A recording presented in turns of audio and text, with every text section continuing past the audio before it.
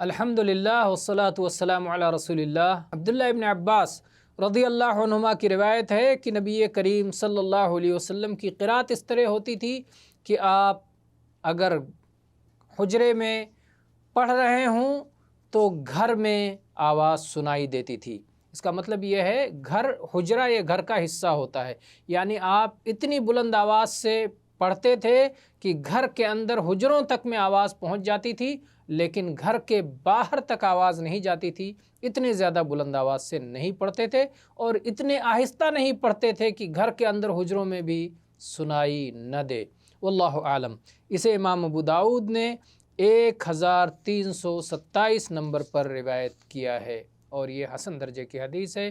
تو یہ شمائل محمدی، امام ترمذی کتاب الشمائل المحمدیہ سے، جس کا اختصار اور تحقیق علامہ البانی رحمہ اللہ نے کیا ہے، اس سے ہم یہ سلسلہ آپ کے سامنے پیش کر رہے ہیں، اور تمام احادیث جو اس میں ذکر کی جاتی ہیں صحیح ہیں۔